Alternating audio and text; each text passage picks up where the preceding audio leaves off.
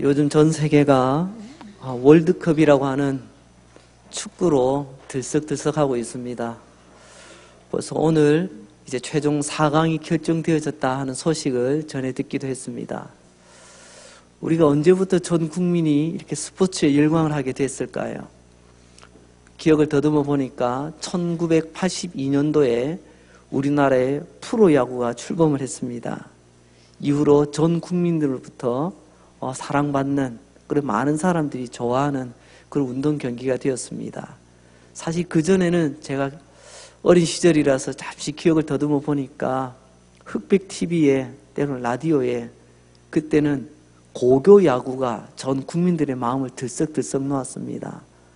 천안 북일고등학교, 설린고등학교, 경남상고, 제가 아는 몇몇, 그때는 뭔지도 모르지만 아무튼 그렇게 야구 하면 고교 야구가 아주 유행을 했습니다.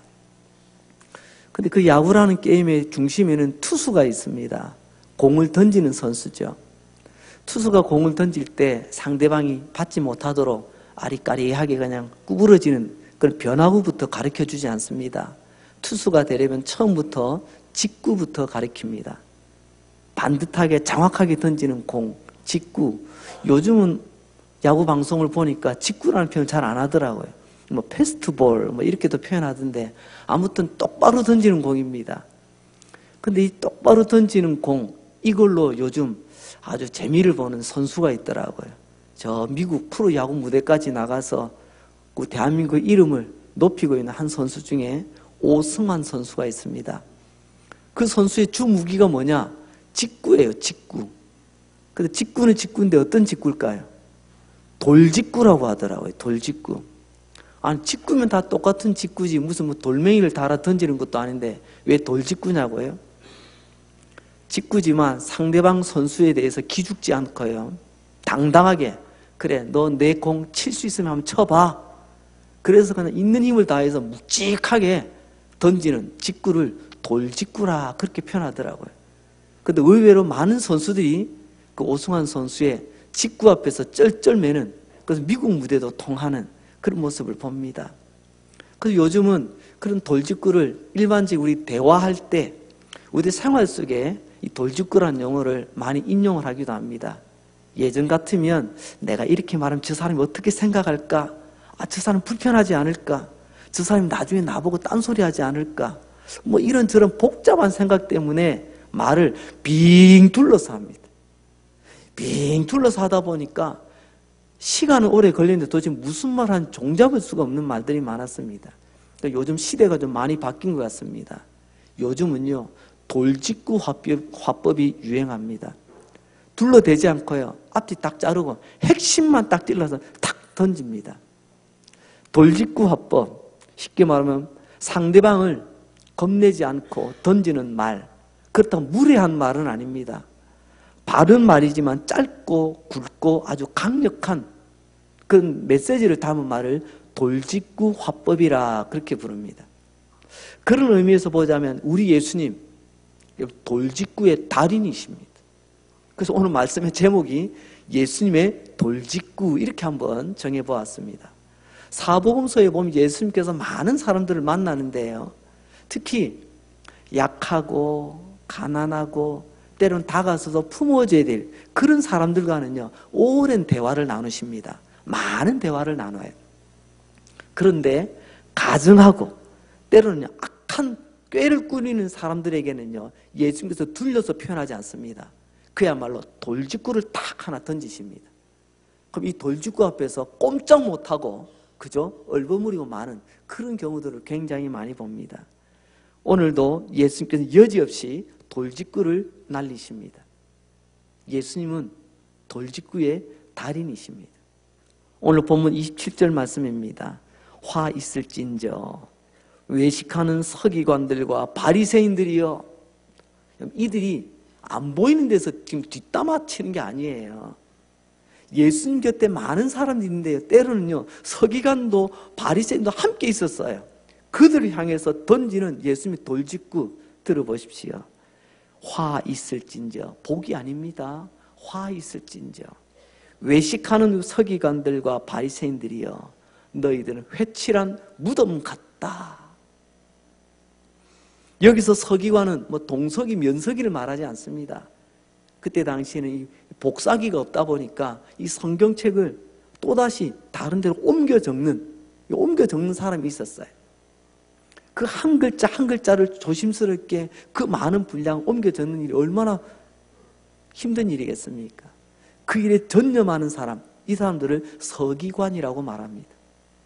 이 사람들이 성경을 옮겨 적다 보니까 나름 남들보다 성경에 대해서 많이 알아요. 그래서 어느 시점에 가니까 나보다 성경 많이 아는 사람이 있으면 나와봐. 자칭 성경 박사가 되고 맙니다. 그리고 바리새인들이 있습니다. 바리새인들은요, 이 파리새라고 하는 말은 파루시라고 하는 말에서 파생이 된 말인데요. 나는 구별된다는 말입니다. 나는 당신들과 달라. 나는 뭐가 다르다니까. 그러면서 스스로 거룩한 무리라고, 거룩한 사람이라고 스스로를 다독거리고 있었습니다. 이렇게 예수님께서는 율법학자, 성경박사, 자칭 거룩파라고 자칭하는 사람들을 향해, 이 서기관들과 바리새인들을 향해서 예수님께서 오늘 돌직구를 하나 멋지게 던지시는데, 그 돌직구 내용이 바로 너희들은 회칠한 무덤이다 라고 말하는 거예요. 아니 그 수많은 표현 중에서 왜 하필이면 무덤을 끄집어내실까요? 오늘 이 시간 우리는 지난 2주 동안에는 감사라는 주제를 가지고 감사는 배워야 된다는 말씀을 전해드렸는데, 오늘은 다시 이 성경이 쓰여졌을 때 예수님 말씀하신 그때 당시의 문화와 사회적 배경을 통해서 우리가 하나님의 말씀을 듣는 그런 시간을 가져보려고 합니다. 그래서 오늘 예수님께서 던지신 돌직구, 그 돌직구의 한가운데 무덤이 있는데요, 도대체 왜 예수님 무덤이라는 말을 사용하셨는가? 성경시대에는 무덤이 두 종류가 있었습니다. 유대 땅에는 첫째로는요, 돌에 구멍을 파서 시신을 안치하는 그런 돌무덤이 있었습니다. 우리처럼 뭐 대리석처럼 단단한 이런 돌이 아니에요. 돌이 좀 무릅니다. 유대 땅 한 70% 정도가 석회암층이라고 하거든요. 그러니까 곡괭이로 탁탁탁 긁어대면 얼마든지 구멍을 낼 수 있는 그런 무른 돌들입니다. 그런데 이 돌무덤을 가지고 있는 사람은 사람을 사서 그 구멍을, 시신을 안치할 수 있도록 구멍을 내야 되기 때문에 이런 일들을 할 수 있도록 하는 것은 아무나 하지 않습니다. 좀 가진 사람, 경제적으로 좀 여유가 있는 부자들이 주로 보면 이 돌무덤을 사용합니다. 그래서 창세기 23장 19절에 보면 아브라함에 관한 이야기 가운데, 그 후에 아브라함이 그 아내 사라를 가나안 땅 마므레 앞 막벨라 밭 굴에 장사하였더라. 아브라함은 굉장한 거부입니다. 부자예요. 근데 여러분, 막벨라 밭에 장사한 게 아니고요, 막벨라 밭에 있는 굴에다가 장수했답니다. 아니 무슨 거기 무슨 굴이 이 뭐지? 여러분 혹시 궁금해하지 않으셨나요? 여기서 말하는 굴이 그 밭 가운데 있는 돌에 구멍을 뚫어 무덤으로 만들었다는 바로 그런 모습입니다. 예수님도 사실 돌무덤에 예수님이 죽으신 몸이 거기에 장사되어졌습니다. 마태복음 27장 60절에도 보면 바위 속에 판 자기 새 무덤에 넣어두고 큰 돌을 굴려 무덤물을 놓고 가니, 이때 이 무덤, 예수님의 무덤은 예수님 것이 아니었어요. 다른 사람의 것이었습니다. 여기 보면 자기의 새 무덤이랍니다. 누구를 말할까요? 부자 아리마대 요셉을 말합니다. 제가 부자를 붙였어요. 성경에 보면은 이 아리마대 요셉이 부자라고 표현되어 있거든요. 그래서 부자들은 주로 보면 이 무덤이 훼손되지 않기 위해서 그래서 돌에다가 구멍을 파서 하는 이런 형태의 무덤을 가지고 있습니다. 그리고 또 한 종류의 무덤이 있습니다. 그런 일반 경제적인 여력이 없는 대다수의 사람들은 일반 평지에다가 무덤을 만듭니다. 그런데 우리나라의 무덤은, 우리들의 무덤하면 평지에 땅을 파서 거기에 관을 내려놓고 흙을 덮고 나중에 봉분을 세웁니다. 그 지나가다가 봐도 누가 봐도 아하 저게 무덤이구나 한눈에 알아볼 수가 있어요. 그러나 유대 땅의 평지의 무덤은 봉분이 없습니다. 즉 올라온 부분이 없다는 거죠. 평지에 땅을 파서 거기에 시신을 놓고 흙으로 덮으면 끝이에요. 후대의 학자들이 당시에 그 무덤을 찾아서 그 당시의 표층과 무덤의 그 깊이를 한번 측정을 해보았습니다. 평균적으로 약 40cm 정도의 깊이를 팠다고 합니다. 아니, 제가 장례를 집례하면서 이렇게 또 현장에 가서 보게 되면요, 땅을 적어도 한 1m 정도는 푹 파고 거기에 관을 넣고 또 정성껏 준비해서 이렇게 나중에 무덤을 세우는 것을 보았습니다. 근데 40cm면 이 팔꿈치에서 여기까지도 안 되거든요. 이 손의 뒷뼘 아닙니까? 그렇게 얕게 파가지고 무슨 무덤이 된다는 거죠. 그것도 내 사랑하는 소중한 사람 무덤이 그렇게 허술하게 관리해도 되나요? 여기에는 다 이유가 있습니다. 그때 당시에 유대인들의 장례 문화는 두 번을 치릅니다. 한 번은 죽자마자 땅에 묻어요. 땅에 묻어두면 살이 썩고 뼈가 남습니다. 나중에 그 뼈만 따로 추려서 다시 본 장례를 치르게 되는 거죠. 왜 이렇게 두 번씩이나 번거롭게 장례를 치르냐? 그 이유는 따로 있지 않습니다. 저들은 성경에는 기록되어 있지 않지만 성경의 의미를 유대인들은 나름대로 재해석을 해서 그들의 장례 문화를 만들었습니다. 그게 뭐냐면 사람이 왜 죽는가? 죄 때문에 죽는다. 사람의 살이 왜 썩는가? 죄 때문에 썩는다. 그러면 이 죄라고 하는 이 살덩어리가 다 없어질 때까지 1차적으로 땅에다 묻어서 기다리는 거예요. 그리고 나중에 뼈만 추려서 다시 정성껏 장례를 치르는 그들만의 독특한 장례 문화가 있더라는 것입니다. 그러면서 그 땅에 얕게 평지에다가 묻어놓은 땅이니까 봉분이 따로 있는 것도 아니니까 요즘처럼 말뚝 박아놓아서 표시하는 것도 아니니까 그들 나름대로 무덤을 표시를 해둬야 되겠습니다. 여기가 무덤이라고. 그때 취하는 방법이 하얀 횟가루를 뿌려놓는 겁니다. 회칠을 하는 거죠. 그래서 맨 땅에 우리는 볼록 올라오면 무덤이라고 하지만 유대인들은요, 땅에 하얀 칠을 해놓은 그 부분은 무덤이라는 표시입니다. 자, 그러면 왜 무덤에 회를 칠할까요? 두 가지 목적이 있습니다. 오늘 본문에 보면 예수님께서도 그런 말씀하십니다. 너희가 무덤을 아름답게 꾸민다. 즉 무덤을 꾸밉니다. 장식을 한다는 거죠. 뭐 무덤을 꾸며본들 얼마나 아름답겠습니까만은 무덤을 그래도 방치한 무덤이 아니라 그 정성껏 돌본다는 의미로 나름의 무덤 장식을 해두게 됩니다. 그게 하얀 횟가루로 깔끔하게 칠을 해놓는 거죠. 두 번째로 회칠하는 목적은 바로 경고입니다. 경고. 저는 군생활을 제1땅굴이 나온 지역, 경기도 연천 지역에서 제가 군생활을 했습니다. 그게 철책 지역이거든요. 지나가다 보면요, 철조망을 쳐놓고 거기만 빨간 삼각형 편말이 군데군데 붙어 있습니다. 뭐라고요? 쥐례, 경고, 접근 금지, 뭐 이런 여러 가지 경고판이 많이 붙어 있어요. 왜 무덤 위에 하얀 표시를 하느냐? 여기는 무덤이라는 것을 경고한다는 것입니다. 이 경고라는 것을 왜 경고라고 말하냐면 민수기 16장 16절 말씀을 보면 이해가 됩니다. 누구든지 들에서 칼에 죽은 자나 시체나 사람의 뼈나 무덤을 만졌으면 1회 동안 부정하다. 하나님은 거룩하신 하나님이십니다. 거룩하신 하나님 앞에 나아가 기도하고 예배드리며 하나님께로 나아가는 자는 부정하면 안 돼. 그런데 뭐라고요? 들판에서 나도 모르게 그만 무덤을 만진다든지 시체를 만진다든지 뼈를 만진다든지 이러면 7일 동안 일주일 동안은 꼼짝 못하고 그들은 부정한 상태로 머무를 수밖에 없다는 것입니다. 그래서 여기에는 무덤이 있으니 조심하라고, 부정해지지 않기 위해서 조심하라고 경고의 사인으로 흰색 회칠을 해놓는다는 말입니다. 그리고 유대인들은 1년에 한 번씩 마치 우리 벌초 가듯이 말입니다. 대대적인 무덤 보수공사를 한 번씩 합니다. 그 왜 그러냐면 우리도 지금 장마철에 비가 오락가락하고 있지만 유대 땅에는 건기와 우기가 확연히 차이 납니다. 건기 때는 땅이 쩍쩍 갈라져 쨍쨍 메마른 땅이 되지만 우기 때는 우리의 이 소낙비는 비교도 되지 않아요. 얼마나 거센 비가 막 몰아치는지요.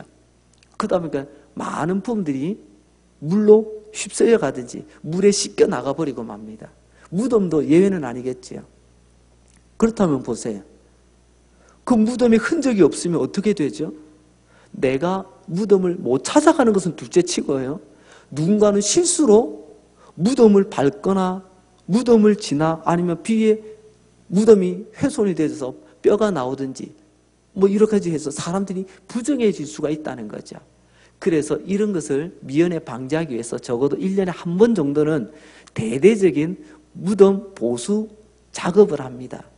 근데 언제쯤 하면 좋을까요? 어떤 일을 하더라도 타이밍, 시기가 참 중요하지 않겠습니까? 그 시기가 바로 유월절 전에 마무리를 합니다. 왜냐하면 유월절이란 유대인들에게는 가장 중요한 절기이기도 합니다. 이스라엘 백성들이 전국 각지 흩어져 있던 이스라엘 백성들이 이 날만큼, 이 절기만큼은 예루살렘으로 모여 하나님 앞에 나와서 예배를 드려야 되거든요. 요즘처럼 길이 잘 닦여 있고 교통망이 좋을 때는 막 그렇게 된다고 하지만 그때 당시에 무슨 교통망이, 도로망이 이렇게 잘 정비가 되어 있겠습니까? 내가 가는 곳이 길이지요. 뭐 내가 밟는 땅이 곧 길이 되는데, 여러분 무덤 표시가 없다면, 여러분 1년 동안 기다려서 명절에 올라오는 이스라엘 백성들이 실수로 밟았는데 무덤이에요. 앉는다고 앉아서 옆에 뭐 잡아놓으니까 뼈다구 하나 나와요. 이렇게 되면 어떻게 되겠어요? 그래서 그들은 유월절 명절을 앞두고 저들의 무덤을 대대적으로 보수공사하는 그런 그들의 문화가 있었습니다. 이런 성경적인, 문화적인, 사회적인 배경을 염두에 두고 오늘 예수님께서 던지신 돌직구의 의미를 잘 새기면 우리는 하나님의 말씀이 다시 한번 오늘 우리가 듣는 살아있는 말씀으로 임하게 될 줄로 믿습니다. 너희들은 이런 회칠한 무덤과 같다라고 예수님께서 지금 묵직한 그런 돌직구를 던지십니다. 오늘 본문 27절 다시 한번 봅니다. 화 있을진저 외식하는 서기관들과 바리새인들이여 회칠한 무덤 같으니. 당시 자타가 공인하는 가장 잘 믿는다고 하는 사람들, 가장 성경을 잘 안다고 하는 사람들, 가장 종교 생활을 잘 안다고 하는 사람들, 오늘로 치면 가장 교회에 대해서 잘 안다고 하는 그 사람들을 향해 예수님 말씀하십니다. 겉으로는 아름답게 보이나 겉으로는 그럴듯하게 보이지만 안에는 죽은 사람의 뼈가 온갖 더러운 것이 가득하다고 예수님께서 지금 돌직구를 날려보내고 있는 것입니다. 사실 이 말씀을 읽는 그리고 전하는 저는 매우 두렵습니다. 자칭 성경박사 서기관, 자칭 가장 거룩한 사람 바리새인, 자칭 하나님 잘 믿는다고 자부하던 사람, 그들 향해서 던지던 돌직구가 지금 나를 향해 던지는 말씀이에요. 또는 오늘 우리가 들어야 될 말씀이기 때문에 우리는 두렵고 떨림으로 이 말씀을 받을 수밖에 없습니다. 오늘 이 서기관과 바리새인들, 그들이 회칠한 무덤이라고 예수님께서 비유를 해주셨거든요. 비유라고 하는 것은 A는 B라는 거예요. A가 다르고 B가 다른데 뭔가 공통점이 있기 때문에 A는 B다라고 말합니다. 서기관과 바리새인하고 회칠한 무덤하고 언뜻 보면 아니 사람하고 무덤하고 무슨 연관이 있어요? 산 사람하고 죽은 무덤하고. 근데 예수님은 뭔가 공통점이 있대요. 그 공통점이 뭘까요? 예수님 말씀하시는 공통점은 두 가지입니다. 첫째는요, 겉으로 보기에는 아름답다는 겁니다. 이 아름답다는 게 뭘까요? 그럴듯해 보인다는 겁니다. 겉으로 볼 때는 멀쩡하다는 거죠. 예수님도 말씀했습니다. 아름답게 가꾸어진, 아름답게. 이것을 우리는 연출된 아름다움이라고 말합니다. 본연의 아름다움이 아니라 만들어낸, 꾸며낸 아름다움, 그럴듯하게 보이는 것. 즉 이때 예수님께 돌직구를 받고 있는 이 서기관과 바리새인은요, 누가 봐도 겉으로 볼 때는 멀쩡한 사람들이, 그럴듯해 보이는 사람들이라는 거죠. 이 바리새인은 겉으로는 얼마나 사람들을 좋게 보이려고 멋지게 자기를 꾸몄는지 모릅니다. 기도 잘하지요, 헌금생활 잘하지요, 봉사 잘하지요, 금식 잘하지요. 겉으로 보면 못하는 게 하나도 없어요. 그러나 예수님은 그들의 중심을 보셨습니다. 그 중심을 보시고 예수님은 돌직구를 날리신 거죠. 너희들은 지금 연출된 믿음을 보여주고 있구나. 여러분, 믿으면 회칠한다고 하겠지만 믿으면 분칠한다고 한번 표현해보고 싶습니다. 여러분, 우리 예수님은 우리 믿음에 분칠하는 거 좋아하지 않습니다. 아니, 예수님은 우리의 믿음의 민낯을 보기를 원하십니다. 내 모습 이대로 주님 앞에 서기를 원하세요. 이것저것 꾸미는 거 원치 않습니다. 사람들이 그럴듯하게 보이는 것으로 덧칠하는 것을 원치 않으세요. 그리고 두 번째로는요, 이 사람들은 그 안에 더러운 것으로 가득 찼습니다. 겉은 회칠해서 겉밖에 보이지 않지만 그러나 속을 들여다보면 썩어져가는 살점들, 뼈들, 그리고 시신들이 썩어가기 위해서는 땅에 벌레들이 나와야 되지 않겠습니까? 온갖 더러운 것들이 그 안에 가득 차 있다는 거예요. 근데 겉으로 볼 때는 멀쩡해. 서기관 그리고 바리새인들 이 연출된 믿음은 사람들은 좋아할지 모르겠지만, 사람들로부터 인정받을지 모르겠지만, 그러나 하나님 보시기에는 인정할 수 없는 그 안에 더러운 것 때문에 하나님은 인정하지 않는다는 것입니다. 이 무덤 속에 있는 더러운 것이 뭘까요? 오늘 본문 28절입니다. 이와 같이 너희도 겉으로는 사람에게 옳게 보이되 안으로는 외식과 불법이 가득하도다. 회칠한 무덤 속에 있는 두 가지 더러운 것, 곧 외식과 불법입니다. 먼저 불법을 살펴봅니다. 불법이란 죄와 악을 말합니다. 이런 무엇이 죄고 무엇이 악이죠? 왜 죄가 시작이 되고 왜 악이 시작되죠? 성경은 말합니다. 욕심이 잉태한 즉 죄를 낳고. 한마디로 말하면요, 서기관과 바리새인처럼 욕심 많은 사람 없습니다. 욕심으로 똘똘 뭉친 거예요. 어떤 욕심일까요? 절대로 이 사람은 손해보고는 못 삽니다. 절대로 계산해봐서 내가 조금이라도 손해보면요, 가만 안 있는 사람들이에요. 돈뿐만이 아닙니다. 내 명예에 조금만 손해보세요. 세상 뒤집어질 것 같습니다. 이 사람은 절대로 자기 손해보고는 못 보는 사람, 바로 그들이 서기관과 바리새인들, 자기 욕심에 속이 지금 썩어 문드러지는 것. 주님은 그들에게 말합니다. 화 있을진저. 그리고 두 번째로 외식하는 자들에게 말씀합니다. 마태복음 23장 27절 말씀 상반절에 다시 한번 봅니다. 화 있을진저 외식하는 서기관들과 바리새인들이여. 외식이 뭐죠? 안과 밖이 다르다는 것입니다. 교회 모습과 밖의 모습이 다르다는 거예요. 직분을 받기 전과 후가 다르다는 겁니다. 교회 생활과 집 생활이 다르다는 거예요. 그야말로 수박과 같죠. 겉으로 볼 때는 푸르고 검은 줄이 있는 것 같지만 속을 따게 보니까 푸른 거는 어디 가고요? 묽은 것밖에 없습니다. 이게 겉과 속이 다른 것. 위선 또는 사칭. 사칭한다는 말 누가 주로 쓰죠? 공무원을 사칭하고 뭐 누구를 사칭하고 주로 사기꾼들이 그러거든요. 근데 사기꾼들은 대체로 보니까요, 겉이 멀쩡하더라고요. 복품 없는 사람한테 사기당하는 사람 보셨습니까? 사기당하는 사람 가만히 보면 다들 보면 겉이 멀쩡한 사람한테 사기를 당해요. 왜요? 사칭하고 그렇게 자기를 이렇게 또 꾸미기를 금세하거든요. 변신의 귀재들입니다. 그러니까 예수님의 돌직구는 이런 것입니다. 너희는 가장 거룩하고 가장 하나님을 잘 알고 가장 교회를 잘 아는 사람 같지만 사실 너희는 거룩을 사칭하는 자요, 믿음을 사칭하는 자라고 예수님께서 오늘 묵직한 돌직구를 지금 날리고 계시는 것입니다. 진짜 두렵습니다. 우리는 언젠가 하나님 앞에 서야 될 사람 아닙니까? 우리가 하나님 앞에 설 때 어떻게 서는 줄 아세요? 오늘 예배 드린 것처럼 단체로 서지 않습니다. 하나님 앞에서는요, 단독자로 서요. 이게 무슨 말이냐고요? 하나님은 내가 하나님 앞에 나 홀로 서게 돼 있다는 겁니다. 그때 하나님께서 우리에게 뭐라고 말씀하실까요? 하나님 말씀하십니다. 하나님은 분칠한 것 좋아하지 않습니다. 하나님은 민낯을 좋아하십니다. 그런데 우리는요, 이런저런 떡칠을 하고 다니지 않습니까? 이렇게 발라놓으면 남들이 그렇게 봐주니까, 남들이 그렇게 봐주면 나도 그렇게 속아버려. 때로는 나의 믿음의 연수에 속습니다. 때로는 내 직분에 속아요. 때로는 많은 사람들이 박수 소리에 속습니다. 그러다가 하나님 앞에 섰을 때는요, 부끄러움을 감당을 못합니다. 여러분, 왜 그들은 이런 회칠한 무덤이라는 덫에 걸리고 말았을까요? 사실 서기관은 처음부터 그러지 않았을 겁니다. 바리새인도 처음부터 그러지 않았을 거예요.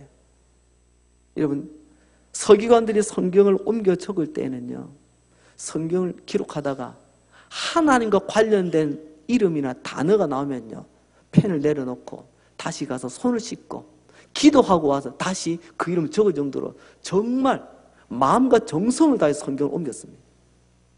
그렇지만 어느 순간부터 나만큼 성경 아는 사람이 있어? 바리새인도 마찬가지죠. 바리새인들은 처음에는 어떻게 하면 우리가 다시는 하나님의 율법을 어김으로 하나님 앞에서 버림을 받고 포로로 잡혀가지 않을 것인가? 포로 생활하던 가운데 그들은 철저하게 회개하고 반성하면서 이제 우리는 하나님의 말씀을 잘 지켜야 되겠다. 그럼 어떻게 지켜야 될까? 하나님 말씀 붙들고 씨름하면서 나름 거룩하게 살아보려고 몸부림치던 사람들이 바로 바리새인들이었습니다. 시작은 참 좋았어요. 그런데 시간이 지나면서 나중에 보니까 사람들이 나를 인정해 주거든요. 사람 나에게 박수를 쳐주거든요. 그러다 보면 그 재미에 푹 빠졌습니다. 그 서기관도 바리새인도 처음부터는 그러지 않았습니다. 어느 순간부터 이 회칠한 무덤의 덫에 걸리고 말았던 거죠. 그 이유에 대해서 오늘 본문에도 있지만 마태복음 6장 1절을 보면 정확하게 우리는 그 이유를 알 수가 있습니다. 마태복음 6장 1절 말씀입니다. 빨간 글씨만 한번 읽어볼까요? 시작. 사람에게 보이려고 그들 앞에서 너희 의를 행하지 않도록 주의하라. 그리 아니하면 하나님 하늘에 계신 너희 아버지께 상을 받지 못하느니라. 질문. 그들은 왜 외식하는 자, 왜 회칠한 무덤의 덫에 걸렸는가? 정답. 사람에게 보이려고.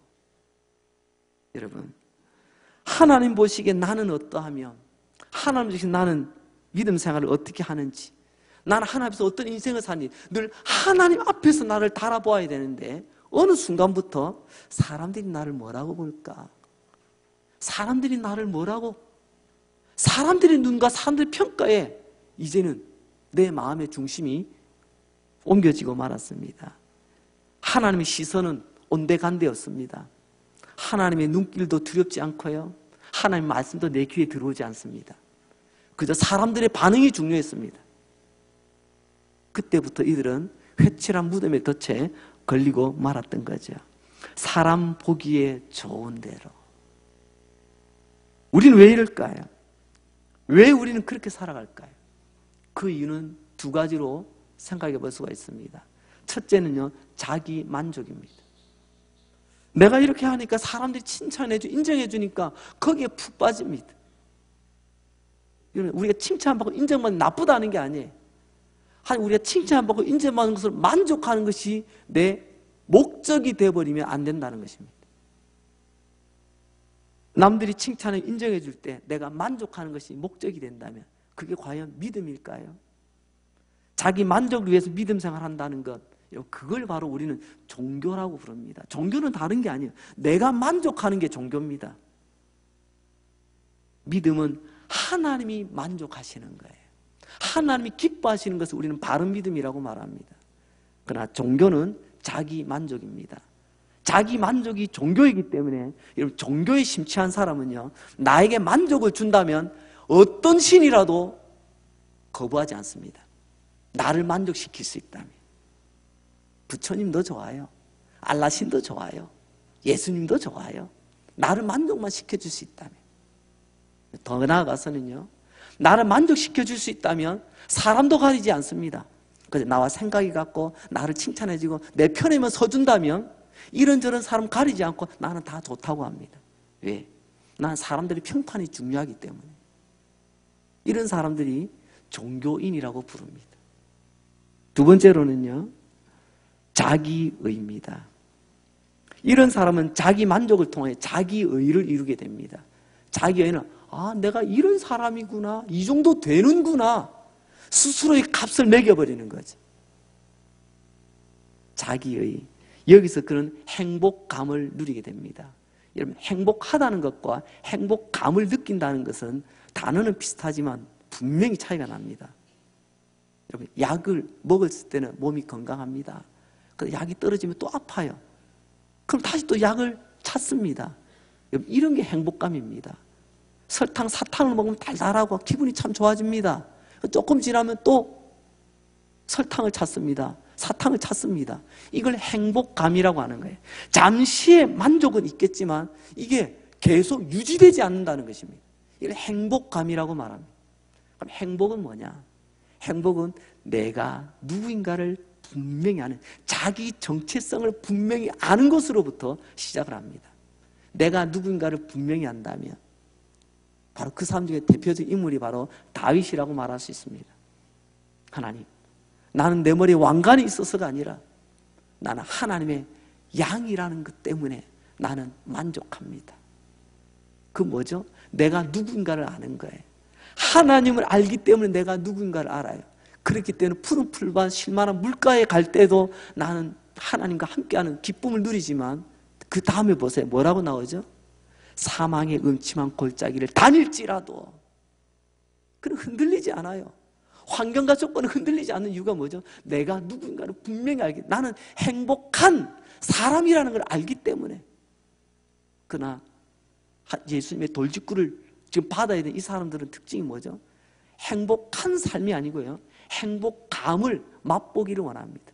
내가 이렇게 하니까 저 사람 이렇게 반응하고 그때 또 짜릿한 행복감을 느끼고. 죄송합니다만 사람에게 보이려고 하는 것은 믿음이 아니라 공연이라고 말씀드릴 수 있습니다. 나의 시선이 하나님 앞에 머물지 못하고 하나님의 시선 앞에 내 삶이 있지 못하고 사람들의 눈앞에서 내가 이런저런 모습 살아간다면 그건 공연 아닐까요? 성도 여러분, 이제 공연을 멈추시고 사람들의 그 박수갈채를 현혹되지 마시고 이제 사람의 눈이 아니라 하나님의 눈에 집중할 수 있는 저와 여러분 될 수 있기를 바랍니다. 조금 전에 읽었던 마태복음 6장 1절의 말씀을 유진 피터슨이라고 하는 목사님께서 메시지 성경이라고 하는 번역 성경을 내셨어요. 이분이 표현하신 그 표현을 다시 한번 우리 한번 읽어보기를 원합니다. 우리 천천히 같이 한번 읽어볼까요? 시작. 너희가 선한 일을 하려고 할 때는 그것이 공연이 되지 않도록 특히 조심하라. 그것이 멋진 공연이 될 수 있을지는 몰라도 너희를 지으신 하나님은 박수갈채를 보내지 않을 것이다. 사람에게 보이는 공연 이제 그만둘 때가 안 됐습니까? 사람에게 박수를 받을지는 모르겠지만 하나님께서는 나에게 박수 쳐주지 않는다는 거예요. 오늘 바로 이 서기관과 바리새인들 향해 예수께서 왜 돌직구를 날릴 수밖에 없었는가? 이제 공연이 아니라 바른 믿음이 되시기를 바랍니다. 외식하는 사람들을 보면요, 공통된 세 가지 모습이 있습니다. 오늘도 본문에 보면 나와요. 그리고 마태복음 전체를 보게 되면 외식하는 사람, 서기관과 바리새인들이 집착하는 세 가지 항목이 있습니다. 그게 뭐냐 하면 구제, 그리고 기도, 그리고 금식입니다. 굉장히 성경적입니다. 우리 믿음의 핵심이죠. 구제하며 살아야 됩니다. 기도하며 살아야 됩니다. 때로는 금식하며 살아야 됩니다. 그런데 왜 이것이 문제가 되는 거죠? 여러분, 구제, 금식, 기도가 문제가 아니라 그 동기라는 것입니다. 마태복음 6장은 이렇게 우리에게 말씀하고 계십니다. 그들은 사람에게 영광을 구하려고 나팔을 불며 구제한다. 마태복음 6장 2절에 나와 있어요. 마태복음 6장 5절에는 사람에게 보이려고 큰 회당과 사거리에 서서 기도한다. 예수님은 골방을 말하는데 이 외식하는 사람들은, 서기관과 바리새인들은 꼭 회당에 왔을 때만 기도해. 사람들이 있는 사거리에 섰을 때만 기도합니다. 개인 기도는 없고 공기도만 있는 거죠. 공기도는 그렇게 화려하게 하면서 개인 기도는 흔적도 없어요. 골방이 없는 거죠. 골방이 어디죠? 사람의 시선이 미치지 못하는 하나님의 시선이 머무는 곳이 골방 아닌가요? 마태복음 6장 16절입니다. 사람에게 보이려고 얼굴을 흉하게 하고 슬프게 하며 금식하도다. 금식을 하는데 사람에게 똑같아요. 사람에게 보이려고 금식하고, 사람에게 보이려고 기도하고, 사람에게 보이려고 구제하고, 사람들이 인정에 목말라 하는 사람, 그 사람들이 오늘 예수님의 돌직구를 받고 있습니다. 이 사람들의 공통점이 바로 사람에게 보이는 것 아니겠습니까? 사람에게 보이는 것. 이 이야기는 2000년 전 유대 땅의 어느 종교인들의 이야기가 아니라 바로 오늘을 살아가는 저와 여러분, 우리를 향한 주님의 돌직구가 아니겠습니까? 세상은 외모가 전부랍니다. 보이는 게 전부랍니다. 그런데 오늘날 교회도 때로 우리들의 가치도 이렇게 바뀔 때가 있습니다. 보이는 게 전부야.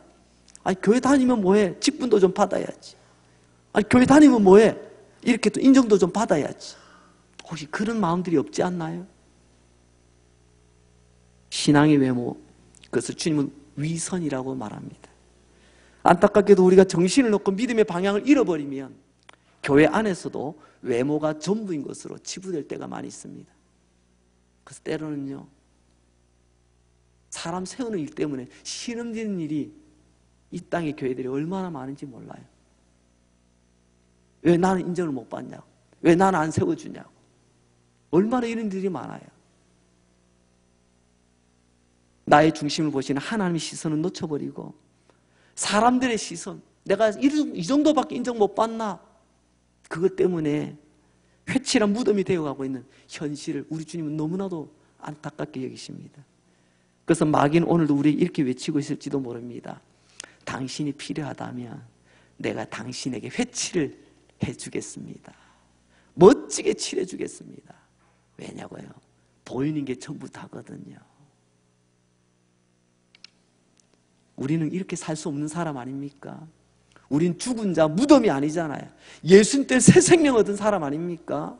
예수님께서는 죽으셨으나 무덤을 박차고 나오신, 그리고 우리에게 새 생명을 주셨는데 새 생명을 얻었다고 하는 우리가 다시 무덤 곁에서 얼쩡거려서 되겠습니까? 여러분을 주의 이름으로 다시 한번 축복합니다. 사람에게 보이려는 믿음, 피곤한 공연 이제 그만두도록 합시다. 이제 하나님 앞에 진실한 우리의 믿음을 회복할 수 있기를 주의 이름으로 축원합니다. 정직한 믿음을 회복하시기를 주의 이름으로 축원합니다. 이렇게 사는 믿음과 삶이 주님이 기억해 주십니다. 영원히 기억해 주십니다. 사람들은 잊어버려도 주님은 기억해 주세요. 이게 진짜 믿음 아닌가요? 회칠한 무덤은 그때뿐입니다. 그때가 뭐죠? 주님 말씀하시잖아요. 자기 상을 이미 받았느니라. 사람들이 박수갈채로 끝났다는 거예요.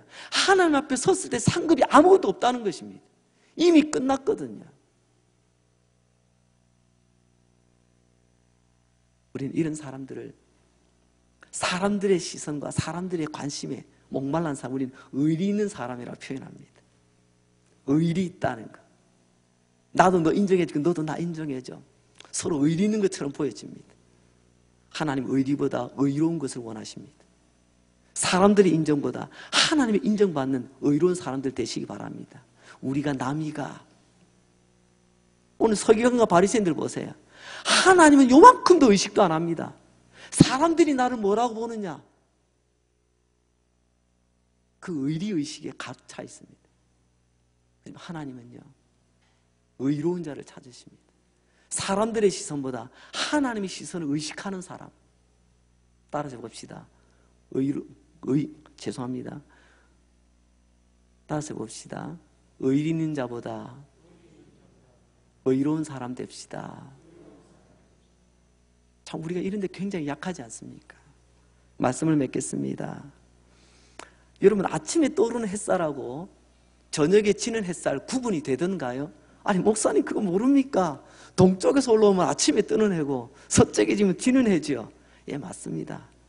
만약 방향을 내가 모른다면, 방향을 모르는데 갑자기 봤을 때, 때로는요 아침 해가 더 흐리게 보일 때가 있고요, 지는 해가 더 밝아 보일 때도 있습니다. 더 아름답게 보일 때도 있어요.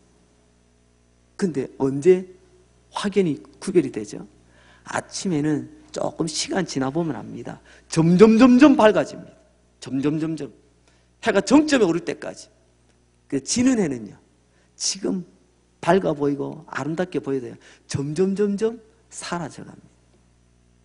여러분, 사람의 눈을 의식하는 믿음과 인생은 잠시 후에는 흐려지고 사라지게 될 것입니다. 그러나 하나님을 의식하며 하나님 눈길 앞에서 살아가는 믿음은 정오의 해와 같이 밝게 빛나는 줄로 믿습니다. 오늘 주님이 묵직하게 던지시는 주님의 돌직구, 너희는 회칠한 무덤 같도다, 이 말씀 앞에 다시 한번 우리가 회개하는 심정으로 하나님 앞에 엎드려 은혜를 구하시는 저와 여러분 되시기를 주의 이름으로 축원합니다. 하나님 아버지 감사합니다. 장마가 계속되다가 오늘 비를 그치게 하시고 막은 날 가운데 주님 앞에 걸어 나와 예배드릴 수 있는 은혜 주시니 감사합니다. 하나님 말씀 경청하고 들을 수 있는 귀를 주셔서 감사합니다. 듣고 깨닫는 총명한 영적인 지혜를 주셔서 감사합니다. 듣는 가운데 말씀 찔리게 하시고 깨닫게 하시고 기쁘게 하시고 위로받게 하시고 때로는 떨리게 해주시니 감사합니다. 주님, 오늘 귀한 말씀 주셨습니다. 내가 어떻게 살아야 될지, 오늘 예수 믿더니 이 돌직구, 주님 나는 이제 어떻게 살아야 됩니까? 하나님의 시선을 의식하는 사람 되기를 원합니다. 이 다음에 석양의 빛처럼 어둠 속에 사라지는 빛이 아니라 아침에 떠오르는 햇빛처럼 하나님 앞에서 그 빛이 영원히 빛나는 그런 믿음, 그런 인생의 주인공 되기 원합니다. 주님의 돌직구, 눈총 받는 자가 아니라 주님의 사랑, 은총 받는 자 되게 하여 주옵소서. 아침에 아멘하며 눈 뜨기 전에 병든 자를 고쳐주시고 묶인 자 풀어주시고 이 가운데 눈물 흘리는 자 닦아주시고 세임 주셔 이렇게 세워주시고 병든 몸, 아픈 인생, 아픈 마음 주님의 위대한 기적의 손길 임하여 주시옵소서. 예수님 이름으로 기도합니다. 아멘.